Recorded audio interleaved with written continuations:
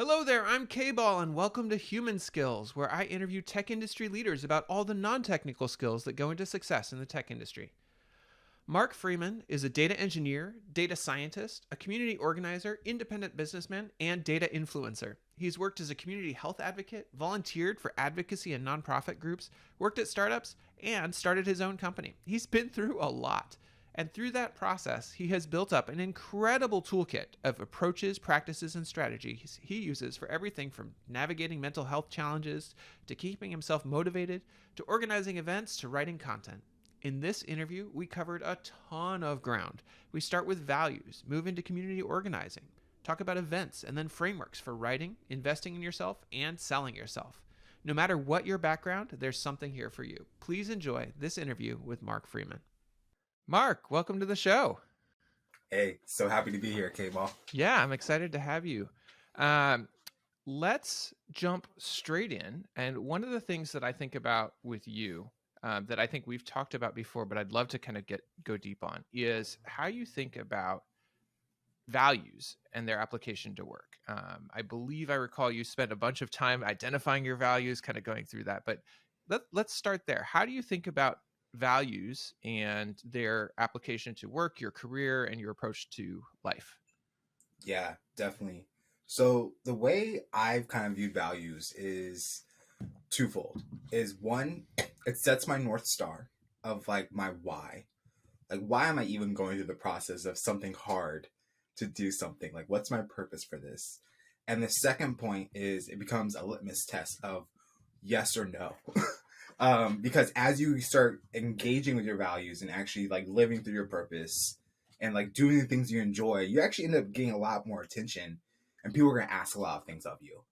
And that kind of purpose, those values are going to help you be able to say no to a lot more things to help you continue doing what you're doing. So to dive further into this, kind of my values, kind of like my North Star is how can I scale social impact? That's been one of the biggest things that's been driving a lot of my decisions.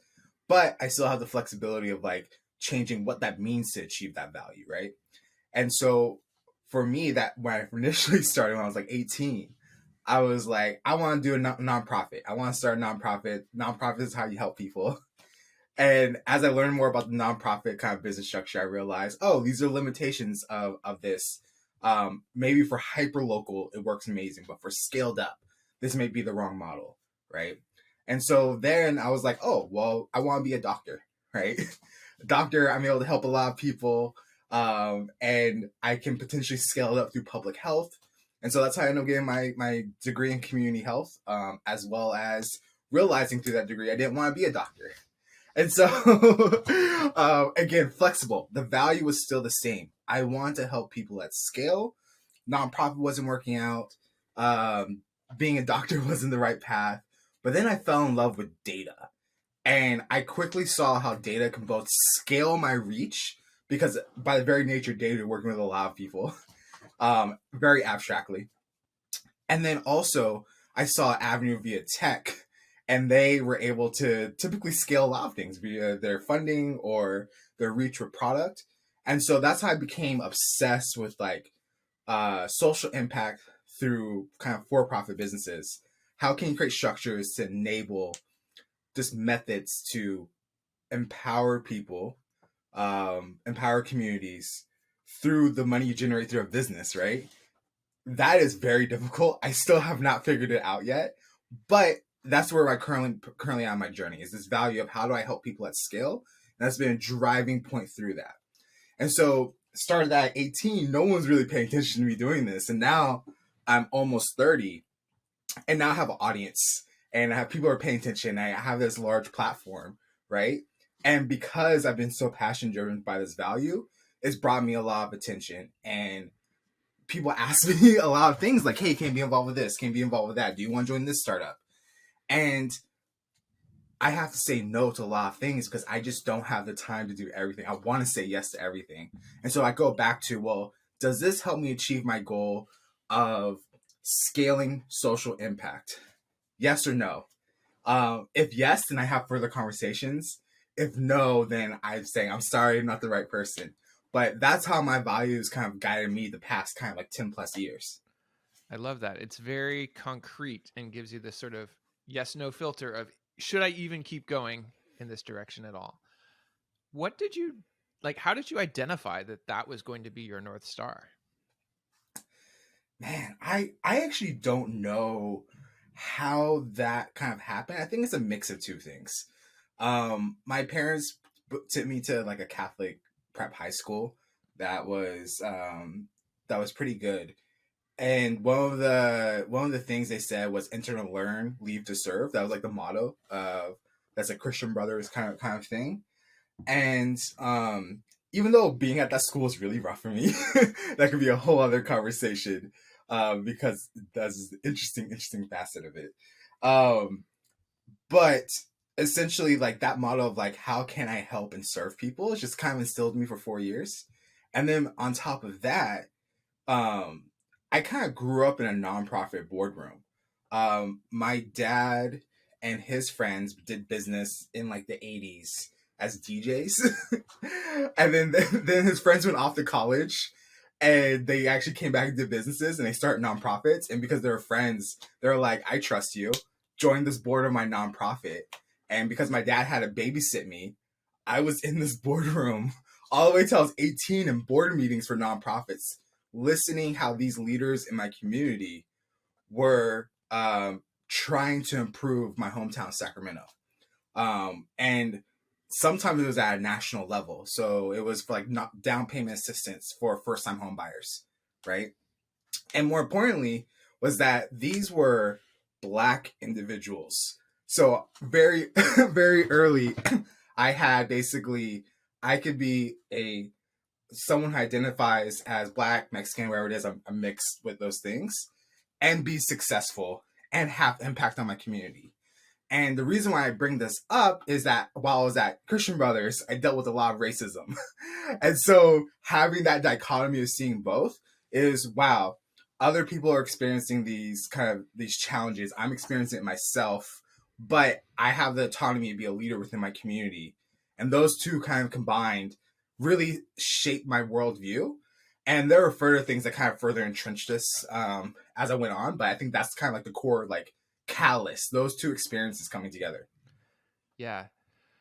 There's a couple different directions I feel like we could go from there, but I want to dig into one which is around self-confidence because Yeah. I think, facing the types of headwinds that it sounds like you faced at that school, um, that can be really hard on your self-confidence.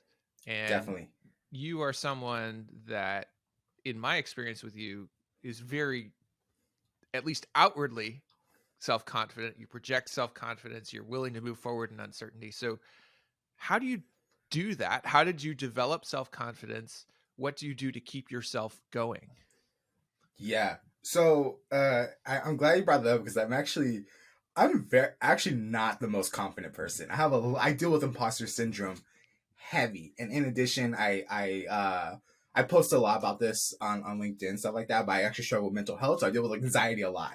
And the very niche of anxiety is like you're very not confident of the future, right? And so I think there's two things. One, the fact that I actually took the time to really deal with my mental health. I have a toolbox of things to manage my anxiety, to manage my depression, all these different aspects that typically lead to self doubt. I have a toolbox to like actually handle that. So I have like years of practice of being in a really low spot and having to force myself to get out of that low spot, right? So that's one component. Now the advice wouldn't be, well, start having mental health challenges like that. That's not good advice, right? I wouldn't wish that on anyone, right? If you are in that position, you can use that as a leverage point, right, to grow. But then the second part is through kind of those mental health challenges, I really had to trust the process that the next day will be better. And if the next day will be better, I just have to optimize on just getting over the next second, the next minute, the next day, the next week, right? And growing that. And with that mindset, it's just to really just trust the process kind of approach. I'm not confident in XYZ, but if I believe in this outcome or I believe in like this is the right thing to do, going back to kind of the values things, if I focus on just not completing it, but making it to the next day or make it to the next iteration, right? And just really excelling at that, I will get past that imposter syndrome. Eventually, I will see, okay, that was just my mind messing with me. I showed up continually day after day after day. I'm still here. There's obviously something going on. And I think for the actually a really click moment for that was when I first started kind of growing my audience on LinkedIn. When I hit 10,000 followers, I asked my wife, I was like, who would listen to me? This is wild. And her response was super blunt, but she was like 10,000 people. And even though it was so simple, it just made it very clear. I'm like, oh wow, yeah, you're right. I mean, 10,000 people have said they want to follow and listen to me, and it's grown from there, right? And so I think at the core, kind of that message is trust the process. You may not be confident right now, but if you focus on just continuing and iterating, you will find that confidence eventually, especially if you believe in what you're trying to achieve. And then going back to that value system of like that why. Why are you pursuing this? Because that will push you to go through those hard times when you don't believe in yourself. But you use that belief in a larger mission to help propel you. I love that. You mentioned you've developed a toolbox to manage anxiety and depression. Can you share some of your tools? Oh man. Okay, let's see. Thankfully, I haven't had to use them too much recently, so I'm a little rusty. But I think the biggest one is mindfulness. And so when you're dealing with anxiety, your heart's kind of racing, your mind's kind of racing. Your job in that moment is to slow down because your body biologically is trying to speed you up because there's a threat to you, right? And so what you need to do is slow down to convince your brain that you're actually not a threat. Because if you're slowing down, there isn't an issue, right? And so slowing down your breath, diaphragmatic breathing is very big. That actually triggers the nerves at, I'm probably going to butcher it, parasympathetic nerves, I Mm-hmm. believe, which actually biologically triggers you to calm down. The other moment is just waiting out. Anxiety, those hormones that go through you only last 20 minutes. And so if you just make it through 20 minutes, you'll be okay. Now that's not going to stop it from reiterating another 20 minutes, but you just got 1 minute of relief, right? So in my worst times, I was like, I just need to make it 20 minutes. 1 minute breathing. Okay, another 20 minutes, right? But now it's like months in between, right? Because I've just been working on that. So the other one to help with mindfulness is grounding. And so going into the room, so like white door, green painting, or another one, if you're on the podcast, you probably can't see this, but I'm putting my index finger on my palm and going in circles and really just focusing on that feeling. Again, that takes you out of your head, puts you in the moment, and slows you down. I like that one because that one you can do like under the table while you're in a meeting. And then for depression, that one's much harder because that one's like a death by like 1,000 cuts. It's like you don't really know you're depressed until you're like deep in it and you're like, oh, things have been really slow. And the biggest thing for that one has actually just been medication.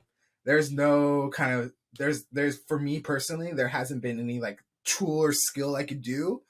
Because that one's more like a long-term slow burn, and medication's been the only one that's been really helpful in changing that. And I can see that actually in my career and kind of like my side businesses. When I finally got my medication dialed in, my career kind of just skyrocketed. Awesome. Thank you for sharing. Okay. I want to come back to another direction that came off of that sort of early time and as you were developing your values, which is you talked a lot about community. Mm-hmm. And this is something that I know that you have done, on LinkedIn, you have done in various Slack channels, you have done at work, building community, creating a sense of community. Do you have a framework for how you think about community building? Yeah, community building. That one's interesting. I think the biggest thing is so my background, I did my master's in community health and prevention research. And there's a style of research that I was trained in called community based participatory research, where the community member is upheld as one of the most important stakeholders that needs to be involved in the research design, the research implementation, and the information dissemination. and making sure that like they have a very important voice. And the reason why that's important is because many times research actually doesn't follow that. It's just like they come from the ivory tower, swoop in, collect the data at the expense of these people, and then they get their publication and leave out, right? And so why is that so important is that it aligns with kind of what I kept on experiencing why I moved away from nonprofits thinking about it at scale was because the funding structures for them just misaligned.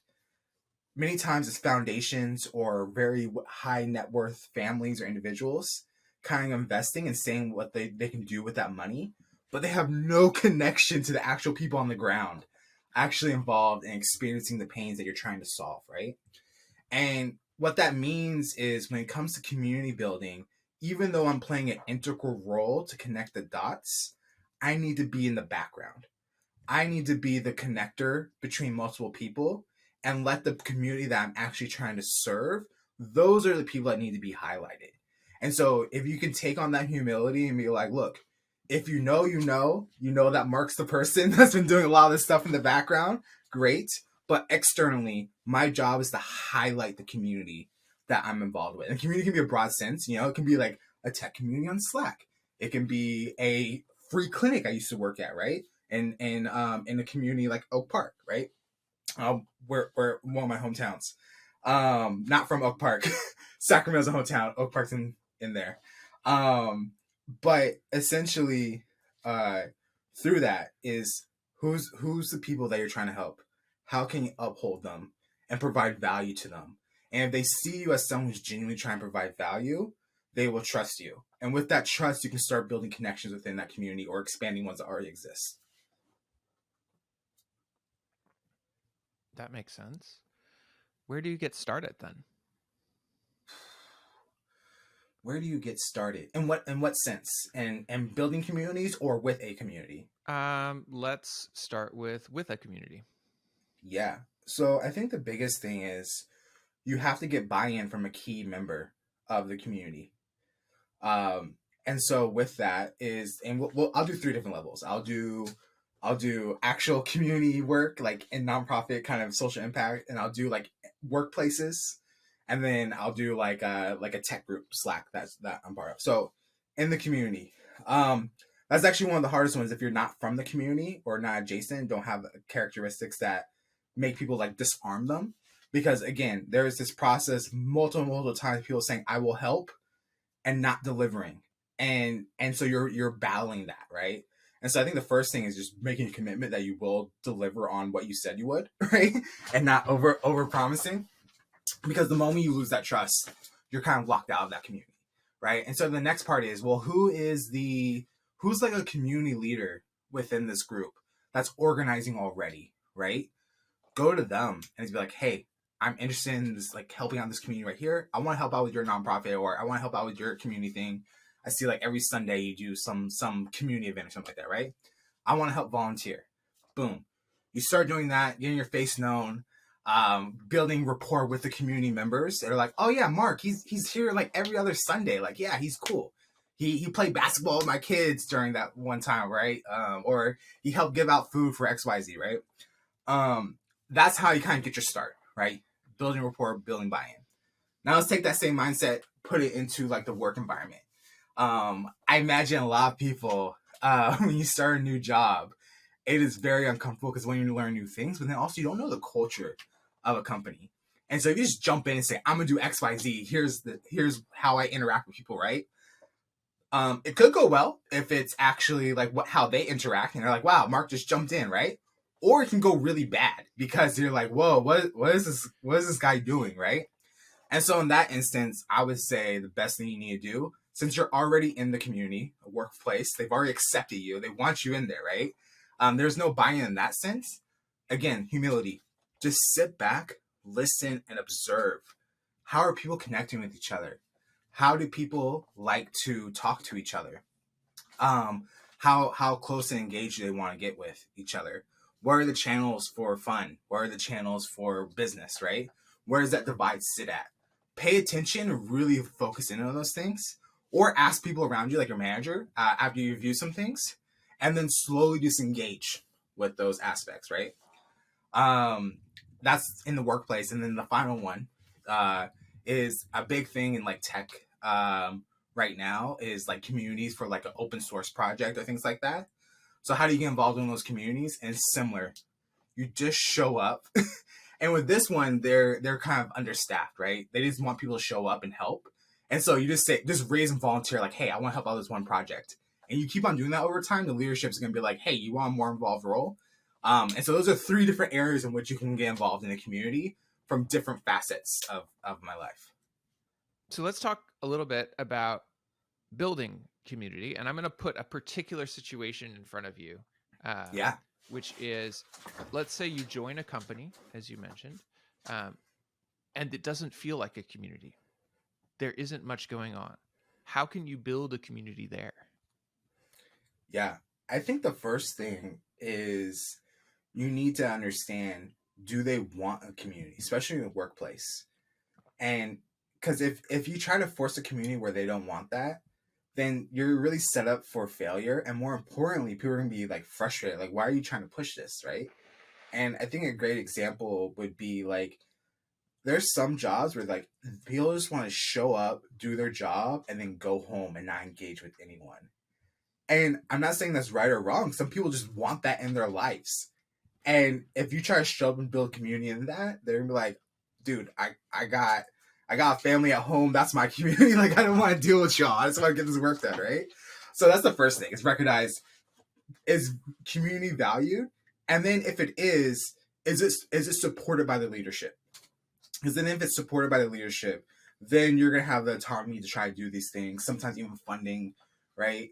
But it really, I think, it has to come from a top-down perspective, and really the leadership within the company shapes through their actions, not their words, their actions of what the community will look like, right? And so say for instance that's a yes, like yeah, leadership's bought in, and the culture around kind of wants a community, is then the focus needs to be in, how do I build in touch points across the company that are disparate? So different teams need to talk to each other and outside of this work context. So maybe you have a lunch, or maybe you do like a fun game activity with a prize or something like that, right? But what are ways that are still within the workplace, but are outside of this kind of professional work? You're still professional, but out of this kind of work mindset, like I don't need to have this deliverable or something like that. It's just like just connecting with people on a human level, right? Build out those opportunities and see how people interact with them. Are people going, and these kind of like little mini experiments each way, right? Are people coming out of it like, wow, this was so great. I got to meet this person. I never knew they were working on this stuff. This is amazing. This is so interesting. Or are people like, yeah, that was fun. I'll go back to work, right? If it's the former, then cool. If it's the latter, try again, do something else. But the goal is, how can you connect people who have different type of work or different type of perspectives within the company and bring them together? Because the magic isn't when in that moment when they meet. The magic is afterwards, where now they have a connection, where they have a problem at work, they can just go call or Slack message the person they met at that kind of fun community meeting, through that, and then they solve problems for each other, and that just drives further connectiveness. And so your goal as a kind of community builder within an organization is not to be the one that drives these meaningful relationships. That has to happen individually. You have to create the environment to start off and catalyze those relationships. This ties into another topic I'd like to get your take on, which is around hosting or emceeing these types of events. So, as you highlighted, there's many different types of events. A lunch doesn't really need an MC. A lunch might need an organizer to get it happening. There's not that much hosting going on. You're just hanging out. But some events do need an MC, and I have seen you take on that role in some events before. How do you think about how you set up an event, how you host it, and how you MC it? Yeah. So I'll start off with, like, most people find public speaking terrifying. And that's kind of why I like it. Because again, going back to like the mental health stuff, I like being challenged, and that like if I'm uncomfortable, that's a challenge for me to get better and like uncomfortable. So public speaking is like falls in that vein. And so I enjoy it because it feels like a challenge, right? To get over that uncomfortable feeling. Um, but the reason I bring that up is that everyone knows that uncomfortable feeling. There's very few people who've never done public speaking, right? So your guests, if they're speaking, right? They're uncomfortable. Your audience, they're like, wow, I'm glad they're speaking because this is hard for me. And so what I'm trying to get at is have grace for yourself. Like everyone recognizes this is hard and you're just going to be the hardest person on yourself, right? And so just recognize that everyone is let me take a step back. Recognize that everyone sees what you're doing and appreciates that you're taking up that space for that. The second part is now, well, you're the MC, your guests, if they're speaking components or they're people in the audience you bring up to speak, they're going to be twice as nervous as you because they're doing this and not even preparing. They're just kind of showing up. And so your job is to just comfort them and make them feel amazing. And so when I do podcasts, right, I have my own podcast, not podcast, but newsletter where I do a recording. Before, during, and after, I am encouraging my guests as like my goal is just to make you look awesome. I'll edit whatever, or like I'll ask questions to make sure you look great. That's just my focus this whole time, right? When the call starts or when the meeting starts, hey, so excited you're here. You're going to do amazing. I'm so excited for this topic. I couldn't stop thinking about it. And then afterwards, that was amazing. That was such a great call. This is the value I think I got, that our community got from that, right? And you're just building people up because it's a hard thing to do. And I think if you focus on just, again, taking a back seat and highlighting others, that will go a long way because also when people are more comfortable and they feel more relaxed, they give way better responses. They have way more engagement because they're able to gauge on the actual community in front of them and not just their own fears. And so I think there was more to your question, but I'm gonna stop there and see if there's anything you want to like double down on. No, I love this. And I love the parallels here between what you're doing as an MC and what you did building community. Mm-hmm. Yeah. I mean, an event is a mini community. It's just a community for 1 hour. That's awesome. Okay. So I feel like we're building a thread here around building community. How do you think about the role of events in communities? Yeah, I'm thinking about this a lot because I took over a tech community from one of my most recent jobs. And there's one thing to have online community and then where people can interact asynchronously. There's another thing where you can actually like meet people on video and connect with them, right? But then it's a completely different feeling when you actually meet someone in person. So being online is this weird thing where you can get really close with people without ever seeing their face in real life. It is such a weird thing. And I have a lot of friends, especially during the pandemic. I made a lot of my friends in the data space where I'm from during the pandemic, and they're all across the world. And now a couple of years later, I'm meeting them in person. And it's just like our relationship just went to the next level. We were already really close. But now that we met each other, we're like, oh, this person's real. This person's great. And you can really just drive that connectedness. And so events serve as a environment place that you are managing, you're creating to connect people and be a catalyst for it. So how can you create structure for people to meet with each other? How can you create structure for people to break out of their kind of close-knit groups that they're already in within a community and cross-pollinate them? Because the moment you do that, that's when people start getting interested. They start building bonds. And then hopefully from there, they go outside of the event and have further connection. And so your goal isn't to have like the most amazing connection in the event.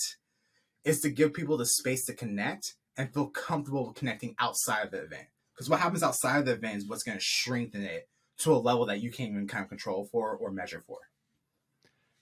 Do you have any tactics or frameworks for how you approach setting up an event or the things that you say when you're hosting an event to facilitate that type of connection? Yeah. So what I typically do when I do a first event is I create a playbook. I use like Notion or wherever it is.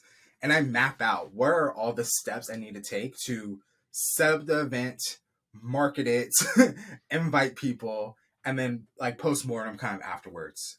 And so creating that ahead of time is your first step just makes things substantially easier because you've already thought about what you need. And if something new pops up, cool, add it to that playbook. And that's how I kind of keep organized for things. And then it really depends on the type of event. So if it's something casual, like meeting, just meet up, right? Your goal is, one of the questions I ask in all my playbooks is, what's the vibe that I want this meeting to have? Do I want it to be people come in, they're like informed and they're learning, or do I want just casual and people just like there's no plan, just show up and meet with people, right? Sometimes that's valuable. And so ahead of time, kind of just like writing an article or something like that, I say, who's my target audience? What do I want them to achieve out of this event? And then from there, I'm able to essentially break down the steps to achieve that. And so that's what I really focus on. There's no specific framework or anything like that. It just goes back to understand your audience and tell them what they can gain from showing up and like giving their time. Like literally, if it's in person or online, we only have 24 hours in a day. Everyone has the same. So the fact that they're giving their attention to you is pretty special, right? And so what will entice people to do that? And then once they are there, how can you deliver for that? And sometimes it's as simple as, I just need a break from work and I just want to have fun. Or it could be as complex as, I need to learn this new thing because I'm trying to solve this problem at work. Awesome. You made a relationship there, or you made a comparison there to writing articles. And I'd kind of like to go down this direction of writing. I think in our roles as engineers or data scientists, as we advance, there's a lot of writing that happens. We might be writing internal documentation. We might be writing proposals. We might be writing articles. Do you have this type of framework that you're describing for how you approach those different pieces of writing? Yes. Again, I create a template for all the things I write. I put out a lot of writing. And so templatizing everything makes everything easy. And I think I always have like, who's my audience and how I'm trying to deliver to them. But one piece of advice, so my background before I got into data and medicine, all that, I was actually, my undergrad degree is in sociology. Sociology is nothing but writing for that. And so I got really good at writing through that experience. And more importantly, writing about very abstract topics. And one of the advice my sociology professors, shout out Dr. O, is he said, you need to create a map for your reader to guide them through so they know what they're expecting. And he gave me a really great analogy. Is, say, for instance, K-Ball, it's your birthday, but all of a sudden you get kidnapped. You get a hood over your head, you're thrown in a car, you're driven out to some location, and then actually when they take off the hood, it's your favorite restaurant and all your friends are there and they're saying, surprise! That wasn't that comfortable, right? No. Instead, if your friends came up, hey, K-Ball, we know it's your birthday tomorrow. We're going to kidnap you, quote, quote. So just a heads up, at this time, we're going to put a blindfold on you so you don't know where we're going. We're going to drive you to a location in town. Can't say it's a surprise, but we're going to celebrate your birthday. You go through that process. You know what's happening. You know you're blindfolded. You know you're okay. You're at the restaurant. It's all your friends. You're like, wow, that was amazing. That was a much better experience. And so from the end of that, Dr. O was like, stop kidnapping your audience. And that just stuck with me because I'm like, wow, if my reader just has no idea what's going on, they're going to feel uncomfortable and they want to get out of that situation. And so I always start with kind of a hook. From there, kind of some explanation in between, like why this is important. And then I give a roadmap. In this article, we're going to go over X, Y, Z, and I hope you achieve this, right? Again, attention's finite. I need to give you a reason to want to give that attention to me through this article. And so creating the roadmap and that hook is really what sets you up for success for creating really engaging content. Do you use that same approach for internal documents inside of a company? Ooh, that's a good question. Absolutely not. And the reason being is if you're looking at internal documentation, no one wants to look at documentation. That's not a fun thing. Like there's very few people who are like, I'm going to read the encyclopedia. And there are people that do it, but it's very rare, right? And so essentially they're already kind of held hostage by their work demands. And so I don't need them to put that in there. But ways I do make documentation fun, at least, is I always try to add GIFs and memes to my documentation. Um, and this probably can go against my old advice. I don't care if that's not the work culture.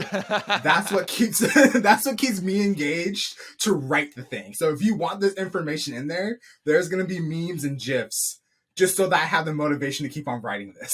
So that's for internal documentation, I guess. So yeah, I'm a hypocrite sometimes. Well, I feel like that's also the motivation for those people held hostage to keep going. Yeah, exactly. So far, people are happy with my memes and GIFs, so I'll keep on going with it. I've seen a similar thing applied to code in code comments at our previous workplace. You could always tell a Jonathan piece of code because there would be a hilarious. Actually, I have a funny story for that. I was actually trying to go through the code. I think it was for People Pods, and going through the code, I was trying to utilize it. I was new to the code base, so I was like 10 p.m. trying to get this code pushed, right? And I finally see the function call it's going after, and it sees a note. Click here for this video for more reference to like what Person Pod is. I click it, and it was a YouTube video to like the Body Snatchers movie trailer. And I was like, damn it, Jonathan. It was funny though. I needed that laugh at 10 p.m. That was my cue to be like, all right, it's time to go to bed. But yeah, I saw that. That was hilarious. In the old code base we used to work in, I have a lot of office quotes all throughout the comments. Well, this leads me to believe, like, how do you think about the role of humor when it comes to work and company culture? Yeah, honestly, I know this isn't. Sometimes some like older companies view like you need to be really sterile, like suit and tie or professional dress. You know, no jokes, no laughing. I actually had a job where I was laughing too much.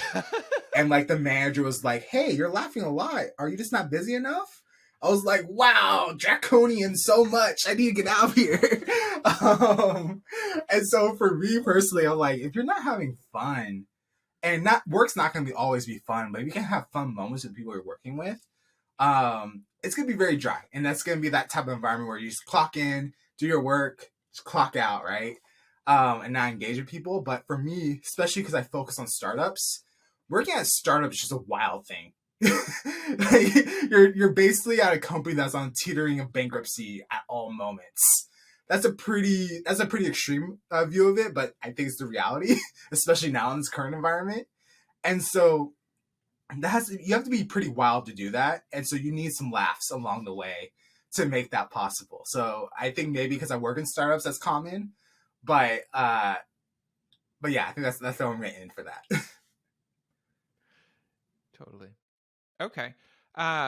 Let's use that as a bridge to something else. So one of the things that happens a lot more in startups than in large companies, though is important, especially as you rise up the ranks in a large company, is working cross-functionally, working with people outside of your own area of specialty. Do you have approaches for how you manage those cross-functional relationships, how you kind of approach cross-functional work? Is it different than your day-to-day? Yeah, so I would say I'm in a really unique position because I'm a data scientist and data engineer, switch back and forth between both roles. And working in data, you're in a unique position in the company where you have access to all the data for the most part. There's going to be some controls for some areas, but you have high access to data that most people don't have. So you have a unique snapshot of the company and where things are going well or going bad. And you can use that to your advantage to better target, well, this group I need to connect with, or this group I think I can help, right? So that's what I did a lot of my jobs, is I use the data available to me and figure out where are the gaps and try to fill it in there, right? So on a strategic level, that's how I'm able to prioritize. On a kind of interpersonal level, though, the way in which I have a framework is I call it the TRIBE framework, which stands for talk, requirements, iterate, build, and evangelize. And that talk step is basically, there's two ways. Either I get a request coming in and I start leading a conversation for requirement scoping among my stakeholders. And that's cool, right? But as you grow in your career, you get into like that senior plus level or leadership level, you're not given assignments. You're the one creating the assignments. You're the one trying to figure out the process. So the other aspect of the tribe is I talk. I go throughout the entire company and just do one-on-ones, just casual one-on-ones to get to know people. So that way, later on I can talk to and feel comfortable asking them questions. And through that, one of the biggest things I ask them is, "Hey, this is what I do with data. How can I best help you if I have the bandwidth to do such? Like, is there any pressing problems you think I can solve for you with data?" And people light up because they're like, "Oh my gosh, yes! Like, I didn't think you would care about this, right? You're like over there doing all these other things." I'm like, "No, I'm very interested because I use data and do technical work to serve the business and serve people who aren't technical, right? to scale up their work, right? And so you're like my main stakeholder. You're my community member that I'm trying to uphold, right? And so really focusing on them. And that's when I start getting on these use cases. So I see the data at a high level, but then I'm talking to the people and saying, like, this is the pain that I'm dealing with deeply. This is the pain that's blocking us on that. And because I have those user stories across the company, I can see this full picture of what to prioritize on. And then when I do see a potential opportunity, and again, through those conversations, I don't promise I'll do things for them. I say, "Hey, I'm just trying to gain information." When I do see something, I already have the data behind it at the company level. I have the stakeholders already bought in because I brought them along months ago. And then I also have a plan that connects multiple people together. And that's much more powerful than just saying, "I have this idea, I want to fix your problem." Is no, you'd highlighted this problem to me. I connected the dots to other people, and we together are going to solve this. I just may be taking a lead on this because you don't have time and I do. But for the most part, it is a collective effort. That is a beautiful explanation, Mark. It very aptly describes what I have seen done well at a staff level engineering role as well. Like that's awesome. Thank you. Appreciate it. Okay. One other thing that I had in my notes to talk about with you is how you approach keeping yourself learning. Do you have, I mean, you're a frameworks and templates guy, so I'm hoping, do you have a framework that you can share for how you approach this that would help our folks? Yeah, I do. I didn't come up with this name. I described what I do and someone else came up with the name, but they call it the 40-10 rule, where essentially is my mindset is if I give a company 40 hours, I'm going to have to at minimum invest 10 hours in myself. That's not related to the company at all. That's tied to my personal goals. And so that could be literally like listening to podcasts. It could be working out. It could be building a side company and stuff like that, right? Whatever your 10 hours is that you need to devote to yourself. And I've been doing that since I was 18, just really focusing on I'm going to devote 10 hours. And that compounds over time. I mean, that's, I what, like 50 something weeks. Let's just say 50 to keep it simple. That's 500 hours a year. 10 years, that's 5,000 hours I've devoted to myself, right? Hopefully I did that math right. That'll be hilarious being a data person, not doing math right. But essentially is that the biggest thing is that do not focus on your company's goals. Your company that you work at is someone else's vision. That's someone else's mission. Many times that's someone else's ownership and reaping the most rewards from that, right? If you want to take a kind of a financial view of it. You putting more time into that is typically not going to better you. It's just going to better others at your expense.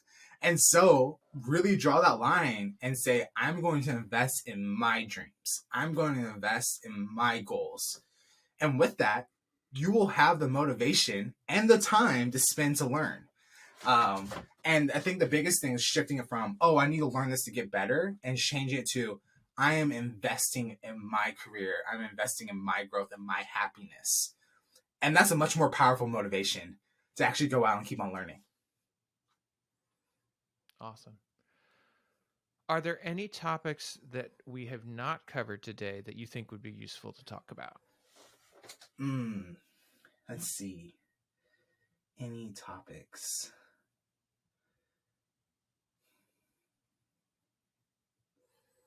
I think one topic that would be interesting is essentially how to sell yourself to the broader market. I think that's something I've figured out pretty well how to do. I can expand on that. Yes. If you want to go into Let's that. Go for it. I think selling is something Cool. deeply uncomfortable for many technical people. And yet, if you want to get those opportunities, you need to know how to at least sell yourself. Yeah, yeah, that's true. And so something I learned was the first time I was laid off. It was in 2020, um, when the pandemic hit. I was laid off from my first data science job, and going through that data science hiring process, it was like, this is horrible. This whole process sucks. I just send out applications to the void, and no one hears me, and nothing's happening. I decided to, when I was laid off, to be like, you know what? I'm not going to apply to jobs for the first month. I'm going to have jobs apply to me. And how do I even make that happen? Well, I essentially created a sales funnel to myself. When I was laid off, I was like, you know what? I'm going to create a piece of content every single day that provides advice and helps at least one person in my target audience. And my target audience are people who are in data science and who want to hire. And I essentially created a hashtag called the layoff hustle, where I documented day one of layoff to my next job. And I didn't know it was going to work, but I knew I had this kind of funnel: awareness, interest, desire, action, the ADO model. And I was just focused on building awareness, getting people aware. Mark is on the job, a job search. He is laid off. He has these data skills. Through that content, I start funneling people and getting interest. Hey, my friend is hiring, or I am hiring, right? Reach out to us. And then through that, I had like interviews at like Meta and AWS, like these big companies. I like, if I just applied directly, they wouldn't have noticed me. But because I put myself out there, it became an inbound lead. Um, and then the desire part is like the interview process. You know, how can I best communicate? And then actions and sorry, I got something in my throat. Desire is the interview piece, and then action is like the negotiation, saying like, hey, I want to work here, right? And so essentially, by creating a funnel, I created a process that people say yes to me to hire. And that was transformational because it worked. And I was like, wait, if I could do this, I wonder if I could do it for other things. And that's how I kind of started my LinkedIn kind of content creation. Now I'm like at 40-ish thousand followers. I have sales funnels for my own side business. I have sales funnels for like my newsletters, all these different things where I'm just building funnels and following that over and over and over again. And essentially, selling yourself doesn't have to be being sleazy or being like, look at me, look at me. What it is provide value at a very high level that gains interest, then provide value at a level that builds trust, then provide value at a level that's directed to you, and then finally people will be willing to purchase from you, whether that's an actual service you're providing or purchasing your time as an employee for a company, right? And learning how to sell yourself was the main game changer, where I went from, I have this vision, I have these values I want to achieve, here's what I'm doing, trying to implement it, to actually, here's my vision, here's how I'm doing it, here's how I'm getting people behind this vision, and this is how I'm actually making deliverable results. And so that sales funnel component and thinking through my life as the lens of sales funnels really changed my approach and where I found a lot of success at. I like that. And it inverts the power relationship, right? You're not asking people, oh, can I please have a job? You're saying like, look, you can see what I can do here. Want some more of that? Exactly. And I think everyone's capable of that. Everyone is capable of it. Everyone has a skill that they're really good at that others people aren't. And they kind of take for granted because they're so good at it, they don't realize other people struggle with it, right? And if you can focus in on that skill and really highlight to how you can do that for other people, people will come running to you. Especially if you focus on helping them first, highlighting the people around you, uplifting them rather than yourself. And ultimately, you'll find yourself in these really great opportunities. How do you identify that skill? I know a lot of us have imposter syndrome, right? Like I don't have anything unique about me that I could deliver that value. So how do you hone in on what is that thing that I can put out there that will create value for others? Man, that is the $1,000,000 question. I would say go hire K-Ball for some coaching services to figure that out. But if you do not have that time just quite yet, what you can do is I just focus on what do I have fun with? What do I enjoy? Because the things you have fun with are the things you show up to every single day. Rain or shine, if you have fun with it, you're going to do it over and over again. And if you do it over and over again, you're going to get really good at it. And if you put in more time than others, you're probably going to know some things than other people aren't aware of. So for me, I love data. Data was a hobby. I was just building data projects on the side before it became a career, right? Um, Other people, it could be something as like small as like I make the best like apple pie, right? And you're just devoted to make the best apple pie, right? You could sell that lessons you learned off something as simple as that. On something more large scale, like I really love coding, right? I can code a new project within a day, right? That's a skill that unique to you. And so follow what you love doing every day. And it sounds cliche and cheesy, but like there is something you do that you enjoy that is fun, and you do it over and over again. That can be something that you can draw people into with. All right, that's it for this Human Skills interview. If you enjoyed it, please consider liking this video and subscribing to this channel. You can also subscribe to the Human Skills newsletter, which there's a link to right down below, to get notified of interviews like this as they come out. Take care, y'all. This is K-Ball signing out.